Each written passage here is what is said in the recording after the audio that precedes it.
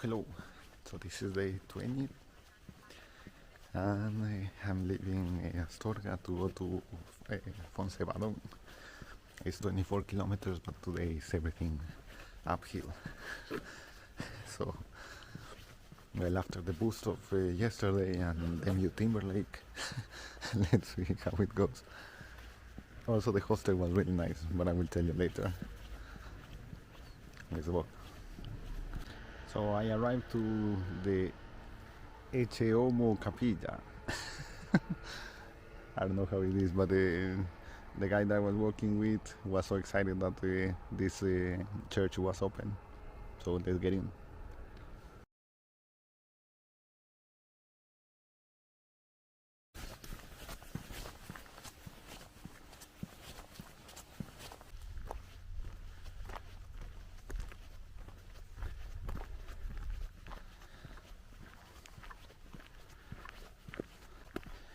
Okay, it's darker than I thought, at least for the camera.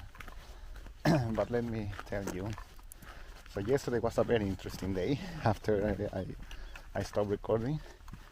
So I just went to the hostel, and the hostel was not like a donativo, so it means that you just give some money, the money that you think is proper, but was very close. So I think it's one or the second of this type of albergues that I have been, and was very interesting. So first I talked to a woman from Hungary. We were discussing blah blah blah, was her report, I think Camino, and then she asked me something that I understood immediately. Maybe you don't, but she asked me, are you a peregrino or a turistino? And I understood immediately. Was like, what? This is the word that I have been thinking when I have seen all these people that are coming just for the views or to take the nice pictures or for vacation. So apparently the word is turistino, but I will start using it because there are a lot. I mean, nothing wrong with that, but I think a peregrino at this point means something else for me. That was good. Then I talked to a guy.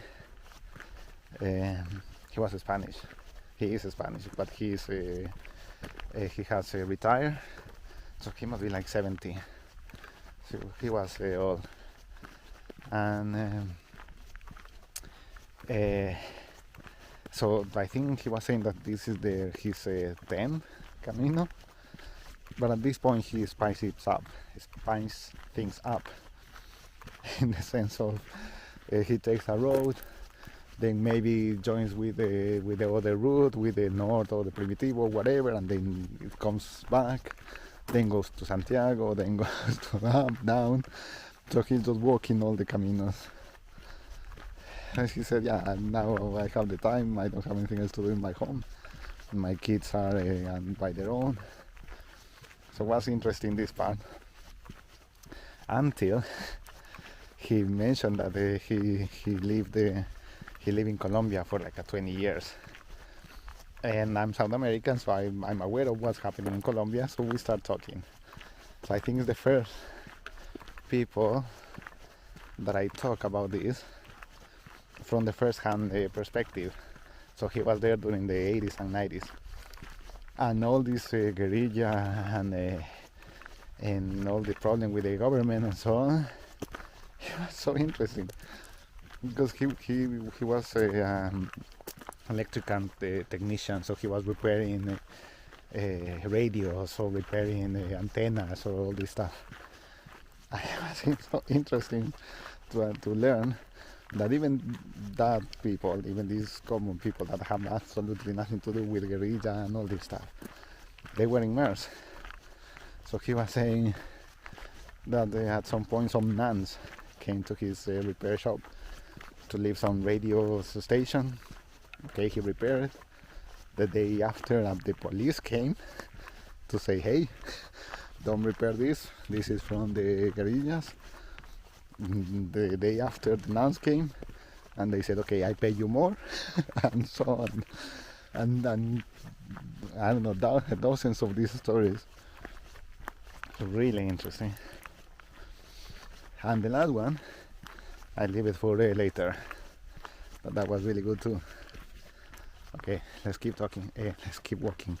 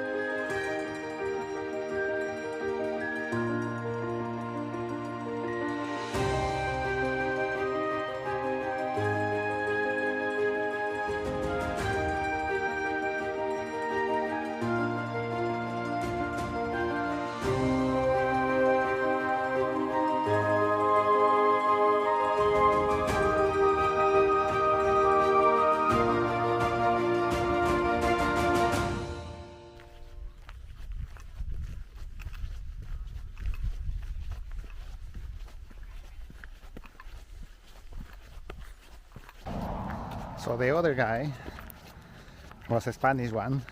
It was nice. I met him yesterday because he was in my room, and he said that he has done it similar, like 10 times Camino. So at this point, what he does is he walks at least 40 kilometers per day. At least. And he also mentioned that he starts somewhere else. I don't remember the town, but this is further than even the town where the other people are going, the Saint-Jean-du-Port or something like that.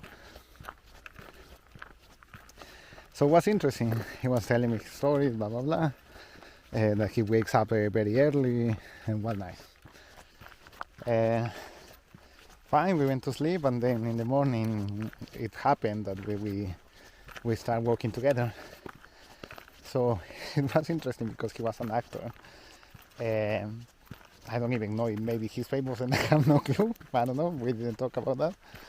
But it was interesting because he started telling me, well, first about El Camino and how has this changed his mind. Like for instance, in terms of thinking outside the box or something like that. He was saying that a lot of times, and I feel it right now, your head goes in a loop. You are thinking about something, you have an answer, you keep thinking and you get the same answer, and you are going in a loop of a question and an answer and the question and the same answer, and that you are stuck. So he was saying that the only way, since we are trained to do that and our brain doesn't have any other answer, the way of going out of the loop is with some external help. Can be a person, can be a book, can be news, whatever. But when you are in a loop, your brain will not help you to go out of the loop. Your brain is trained to follow a pattern, right? Very interesting. Maybe sounds obvious, but I didn't think about it. So it was really cool. And then the conversation went into that since he's an actor, he has performed sometimes very difficult parts. And one of the things he was saying, like a pedophile. So he was saying that, of course, as an actor, you need to understand what is the motive, how do you do it, why the guy or this person that he's acting is behaving like this, and so on. And it was very interesting to see how he has to think how these people will behave, since you are acting like them, you have to not justify, but at least uh, understand what is going out in their minds. And I guess that's why he was so clear in the sense of when you are in a loop, you need something extra, because you really need to go and check something from outside. You need to try to understand what is happening, but with a clear mind, not with the same mind that we have. So very, very interesting. Sadly, he stopped in a church for a while, in this church that I showed you at the beginning. I keep walking and I haven't seen him again. It's part of El Camino. People keep walking, buen camino, and you might or you might not see them again. Interesting. Now let's keep walking.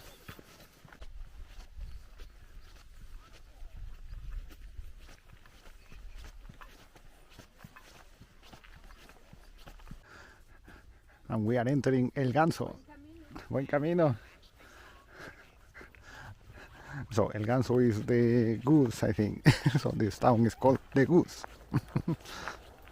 Okay, something is happening, because everyone that I'm meeting now, everyone is getting day 20, day something. The previous days they were starting in the cities, but now for some reason everyone that I talked today, they are in day 18, 19, 20, 21. They feel they know the pain.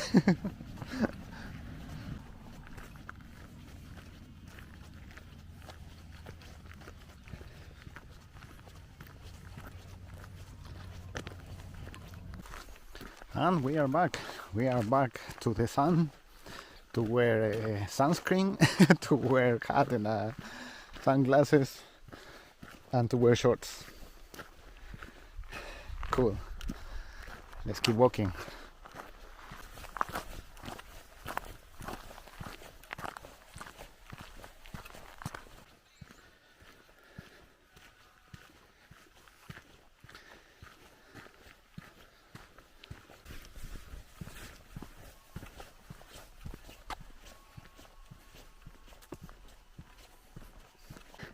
Okay, I keep going uphill, and I had already my hour of singing and shouting. Hopefully now it's easier. Let's keep walking.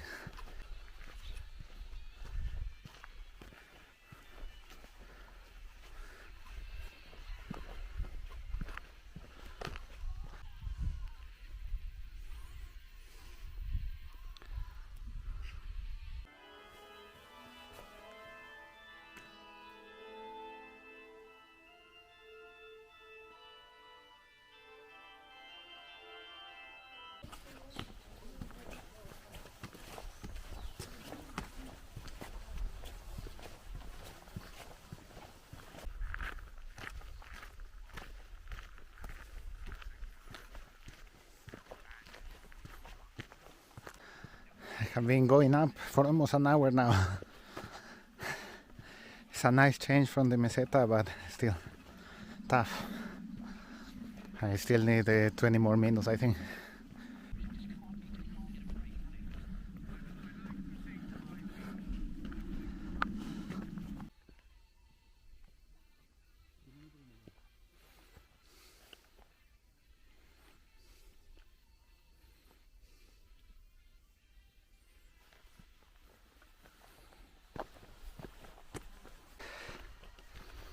And this is my face when I'm tired. At least the feet are not hurting. This is just tiredness of going up all day. Almost there, almost there. And I'm here. Foncebadon. 24 kilometers, but all the way up. Since the last town, Astorga, from here everything was up.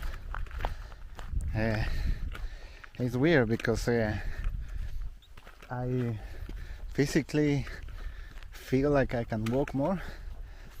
The issue is that the next town where I can stay is 13 kilometers, So that will mean that I will be walking 35, and I think that's too much. But I'm start to feeling good. Maybe one of these days I just try to walk more than 30 and see how far can I go. Good.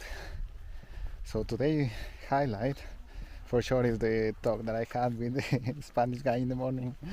I haven't seen him again, so most likely he just left all these ideas in my mind and I will never see him again. That was great. So yeah, this is it for today. You have to watch it tomorrow. Tomorrow there is the second biggest thing of El Camino. I will not tell you, but you have to see it. Wait for tomorrow then.